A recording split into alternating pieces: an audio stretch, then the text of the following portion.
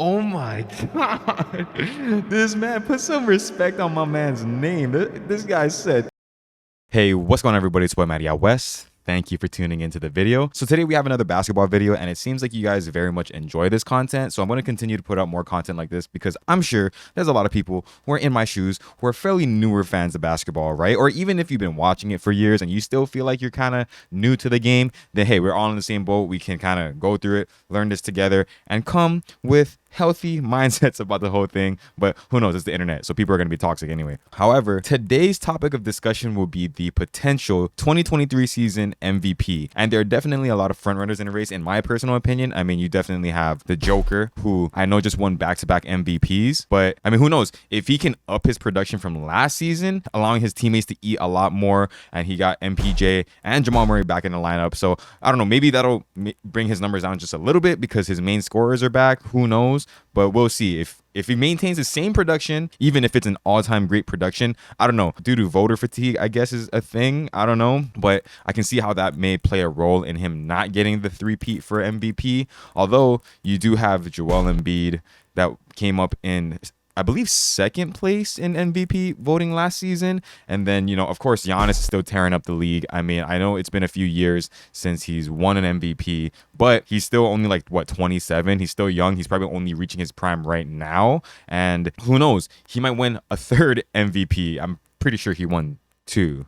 Yeah, so here, Antetokounmpo won consecutive MVPs in 2019 and 2020. So it's been a couple years since he's last won it. And I'm sure he's probably going to be able to win more in the coming years. And who knows, what if Pat Bev joining the Lakers takes him to a top 5 seed in the Western Conference? That would be pretty crazy, but would he be in talks of being an MVP? I don't know. He doesn't score a lot, but I mean, hey, I don't know. That's just a thought that came to mind. It's probably not going to happen. But today we are going to be talking about a specific player, another person I'll enjoy watching very much, my man Luka Doncic.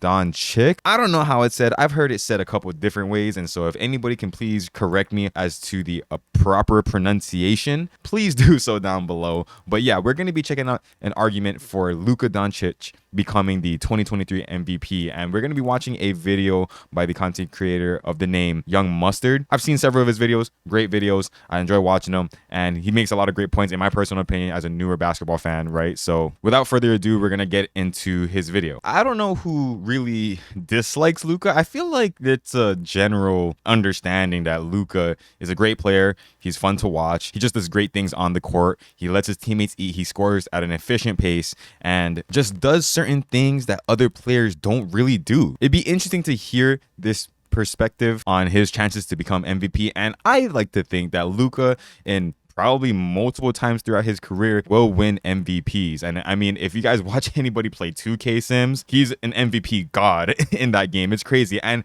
you know what? The numbers that he be putting up in the game, in simulation, not too far from what he could probably do in real life. So that's wild to me. But yeah, I'm sure he's probably going to talk about like the acquisition of Christian Wood, JaVale McGee, and potentially how losing Jalen Brunson is going to affect their team. And so without further ado, let's get it. Time to re-up YouTube. Your boy Mustard is back with another episode of the season preview, and coming in at number 12, we have the Dallas Mavericks. The Mavericks had a pretty eventful offseason on their hands with the loss of Jalen Brunson and the addition of Christian Wood. Some people are high on the Mavericks, some people are low on the Mavericks, but to me, I'm pretty in the middle when it comes to this team. Obviously, the biggest loss for them was the departure of Jalen Brunson. Now, Jalen Brunson is a really good on-ball scorer. He's shifty and crafty at getting to the rim and the paint. Not a great three-point shooter, but not necessarily a bad one either. He can knock them. Yeah, probably Jalen Brunson was probably the shiftiest player on their team. He was probably the quickest player on their team too. Everybody plays quite slow. Will that affect them? Who knows? Maybe Young Mustard will talk about it. But that's not really his game. He likes to break guys down on the perimeter and bully his way to the paint, which is something that was really needed on this team that heavily relied on Luka Doncic for self-creation on the perimeter, and everybody else played off of him. And in the playoffs, the efforts of Jalen Brunson alongside Luka was a huge reason why they were able to make it to the Western Conference Finals. Unfortunately, though, their downfall in the Western Conference Finals was their lack of a true big, because they were starting Dwight Powell.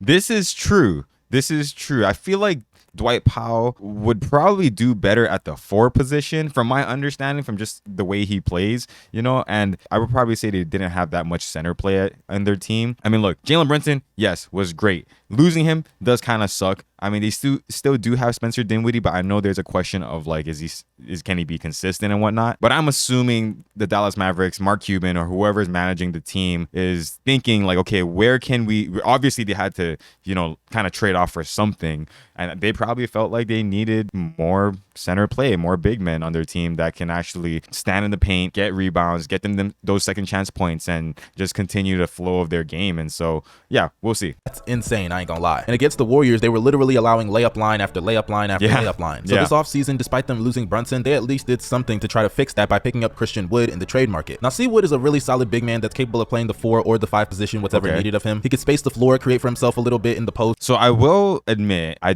have not watched the Rockets enough, I feel like, and I don't know much about Christian Wood's game. I only know like Jalen Green because he did the dunk contest, which, let's admit it, everybody, this year's dunk contest was whack. I mean, it really was. It just wasn't that good, and I'm sure there's nobody that's going to disagree. And put the ball on the floor. On the boards, he's no Dennis Rodman, but he's still very capable on that end of giving you around 10 a night. I would actually consider Christian Wood a real stretch 5. I mean, last year he shot 39%. Okay, so we got about 18 points per game, about 10 rebounds. That's really good. 50% from the field, 39% from 3. That's really good. And then about 59% true shooting. So, I mean, these are pretty good. These are pretty good. Is that something that he averages a lot? Like, is that common? I don't know how long he's been in the league for. All right, so here we are on Basketball Reference. I've used this quite a few times, and it's cool. It's cool to look at. I mean, I think a lot of people use this. I mean, it's Basketball Reference, right? I don't know, but yeah, there are the stats, and then he's a career 14 points per game, around 7 rebounds, 1 assist, about 52% from the field, 38% from 3. So he's pretty consistent there in the 3-point department, as if the Mavs didn't already have enough 3-point shooting as it is. Free throws, very typical of a big man. But let's see what else. Oh, we have a projection here. Okay, so this season's projection, he's going to get 11 rebounds. They're expecting him to do a lot more. Okay, and then a little bit more assists. 21.4 points? Am I reading that properly? They're projecting that he's going to go up in like 3-4 points in production. 20 points is a lot. That's quite a lot.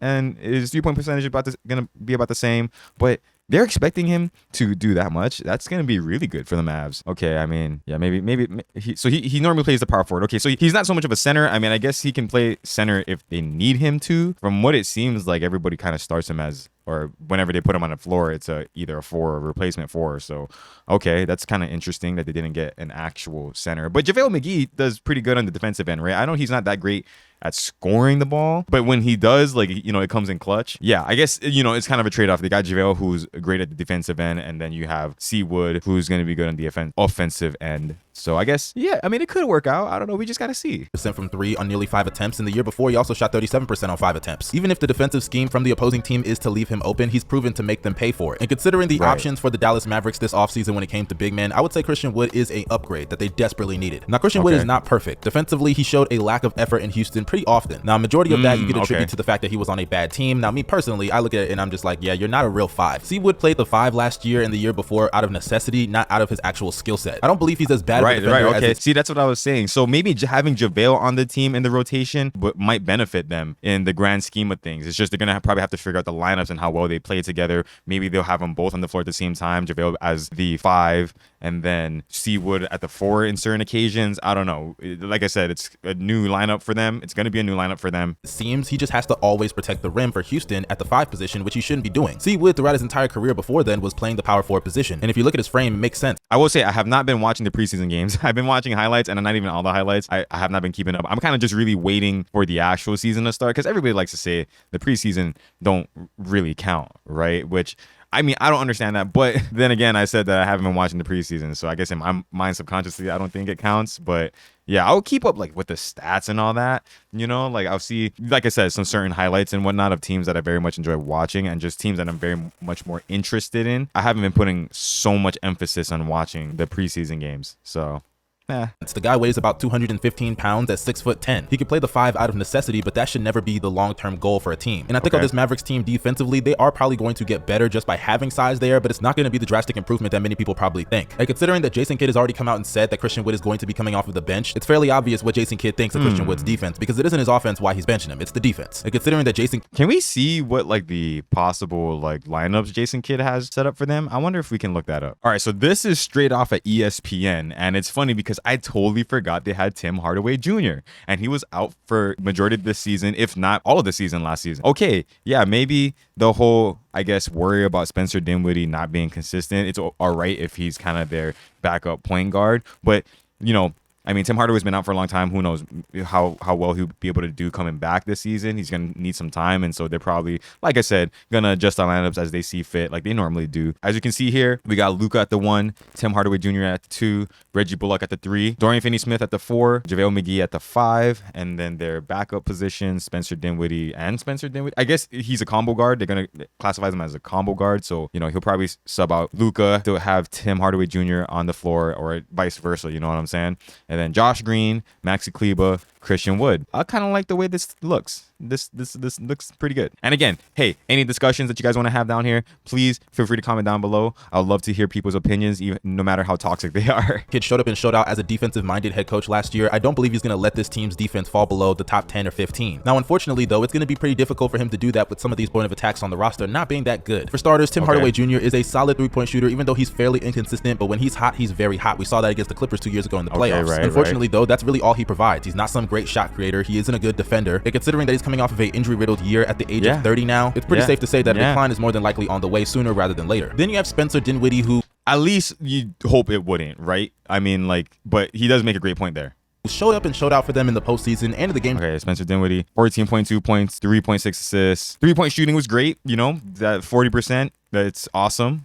And yeah. I mean, he did well. He had a lot of great spurts in the previous season and as well as the playoffs, right? So, I mean, as a backup point guard, unless somehow, because I remember the talk of Spencer Dinwiddie, at least from what I remember, or at least from what I looked into, as far as when the Dallas Mavericks acquired Spencer Dinwiddie, he was a great prospect and he was a great player. And then I guess some stuff happened on the Nets or even the Wizards and all that kind of stuff, right? Maybe injuries and whatnot. And it kind of just really affected the narrative around his play. I mean, from what I remember, I know he was unhappy on the Wizards, right? I'm pretty sure he was on the Wizards. Also on the Nets, he was unhappy. And so being in Dallas seems like it kind of relit a spark in him in a way. Because he played great. I thought he played great as a backup point guard, or even when he was with the starting lineup or whatever. He did well. Dinwiddie likes to take a lot of tough shots, and in the playoffs last year, he was making a lot of them, especially from behind the arc. But the problem with Dinwiddie is that it's very hard for me to back him as a consistent starter in this league. He shows the flashes of greatness at times, but unfortunately, it's just not consistent. Whether he was in Brooklyn or in Washington or now in Dallas, he's been somewhat of the same exact player when it comes to his consistency. And now this upcoming season, they're having these high expectations for him to be the third option on this team that has championship aspirations. And unfortunately, I just don't know about Spencer Dinwiddie in that role. I think he's a good sixth man and somebody off the bench, but I don't know if he can be your full-time starter. But I will say last year he was the third option and they went to the Western Conference Finals. This year he's the third option behind Christian Wood and Luka Doncic, and I think pairing him with somebody like AC Wood that can give him the spacing to operate, run some pick and rolls with, play off of Luka Doncic as well, it's the best possible situation to maximize his potential on the offensive end. Now defensively, Dinwiddie isn't very good. I'm not even gonna lie to you. I don't think he's a liability. If anything, he could be neutral, but that's pretty wishful thinking if I'm being honest. But thankfully they do have two wings that are capable of contributing offensively and defensively in Dorian Finney-Smith and Reggie Bullock. Yeah, these guys are great 3-and-D players for sure. I do kind of want to see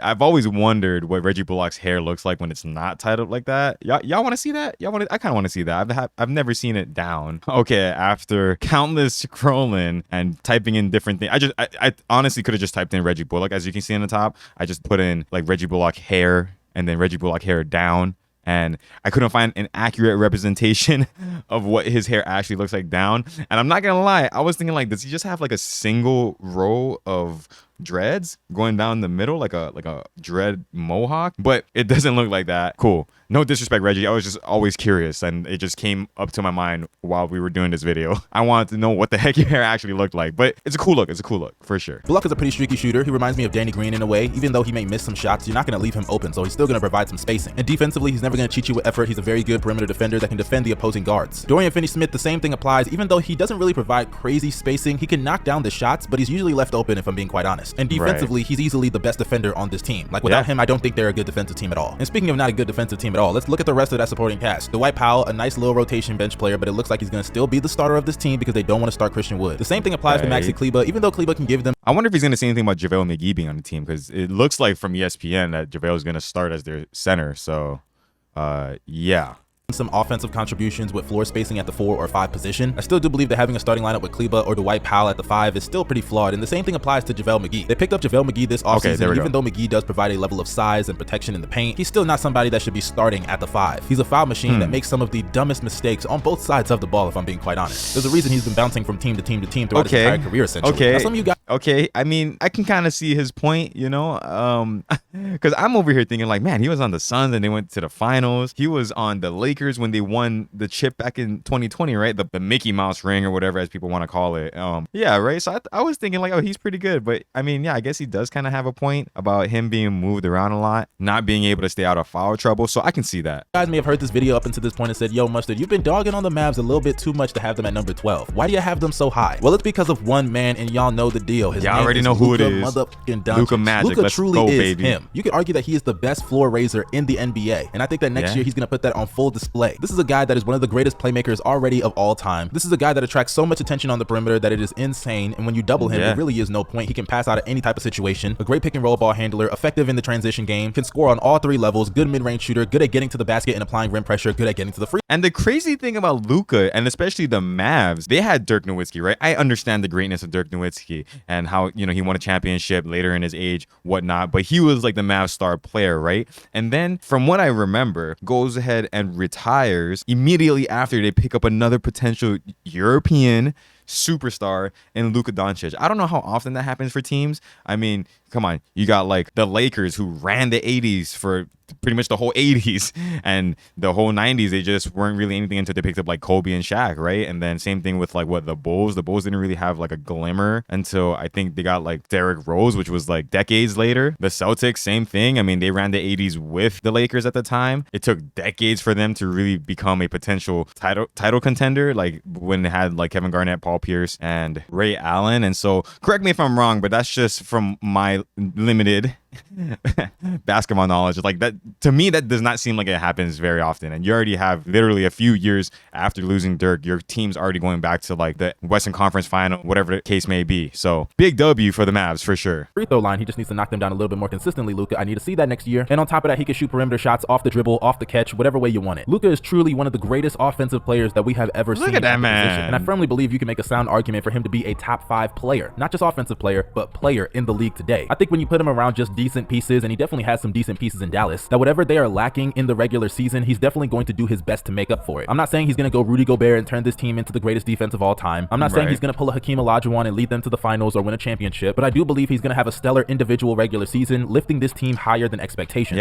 Some people are actually believing Christian Wood made them worse, and I don't blame people for thinking that, but did you forget that Luka Doncic is on this team in his prime and ready for an MVP season sooner rather than later? I'm not trying to meat ride, but Luka really is that dude. I don't think they're going to win a championship, and there's a good chance they might actually lose in the first round this year. But knowing what Luka Doncic is... Oh my God, I just had this thought. There's a meme going on. Don't forget, Russell Westbrook averaged a triple-double. And it's like, bro, Luka gets a decent amount of triple-doubles. He could be that next guy. And like, it probably most likely would not be a meme. It'll be like, that's facts. Like, it won't have the same trajectory as Russell Westbrook's, which is unfortunate for his legacy. But hey, the internet's ruthless at the end of the day. So, I mean, what are you going to do, right? Hey, beloved, with the roster that he has at his disposal, I definitely do believe they are going to overachieve. The ceiling is not too high for the Dallas Mavericks, but I do believe Luka is going to increase their floor. But you guys let me know what y'all think in the comment section about the future of the Dallas Mavericks this upcoming season. Make sure you drop a like, subscribe to the channel, and press that bell for post notifications. This is your boy Young Mustard signing out. Y'all stay safe and have a blessed day. Peace. Thanks, Young Mustard. I really appreciated that outro. That was really nice. I'm not gonna lie. Great video. Yeah, Luka Doncic. Doncic,